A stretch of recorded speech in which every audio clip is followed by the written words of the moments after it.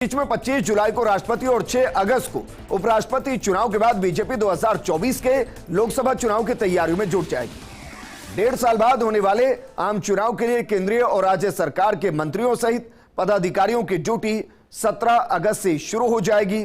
पिछले लोकसभा चुनाव में पार्टी ने 303 सीटें जीती थी। सहयोगी पार्टियों की 54 सीटें मिलाकर कुल 357 सीटें होती हैं।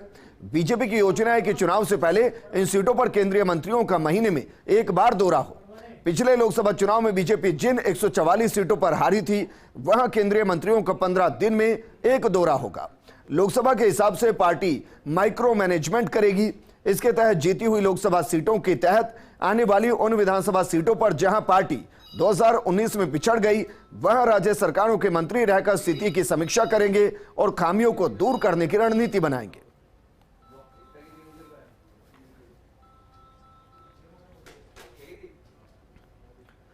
ग्राफिक्स के जरिए आपको समझाते हैं कि केंद्रीय मंत्रियों की क्या क्या ड्यूटियां रहने वाली है, क्योंकि बीजेपी माइक्रो मैनेजमेंट पर ध्यान दे रही है और 303 जीती लोकसभा सीटों पर लोगों से मिलेंगे और फीडबैक लिया जाएगा। 303 वो सीटें जहां बीजेपी जीती, लेकिन वहां फीडबैक लिया जाएगा कि अगली बार किस तरीके से जीता जा सकता है और कौन से बदलाव किए जा सकते हैं। इसके अलावा अगर बाकी उन रणनीति की बात की जाए जो बीजेपी कर रही है, 144 सारी सीटों की भी समीक्षा होगी, खामियां पहचानेंगे और इसके लिए मंत्री 15 दिन में एक बार दौरा करेंगे और वहां के जो लोकल सांसद रहेंगे वो भी अपने क्षेत्र का दौरा करेंगे और दौरा करके उन खामियों को दूर करने की कोशिश करेंगे जो खामियां बीते चुनाव में रह गई हैं। सांसदों ने भी अपने क्षेत्र का दौरा किया और कहा गया है कि अब आपको दौरा कंटिन्यू करना पड़ेगा। कब तक? 2024 तक, क्योंकि मिशन है 400+। इसी तरह अगर रणनीति की बात की जाए बीजेपी की, तो बीजेपी अपने सांसदों को एक्टिव रखना चाहती है। लोकसभा में एनडीए की स्थिति क्या है, जरा उसको समझते हैं। 303 सीटें बीजेपी ने अपने दम पर जीती और 300+ का नारा उन्होंने दिया भी था। 54 सीटें सहयोगी पार्टियों को भी मिली थी। फर्स्ट इंडिया के जेसी शो में भी इशारा हुआ था कि 300 और फिर गिनते जाइए, बिल्कुल वैसा ही परिणाम आया था।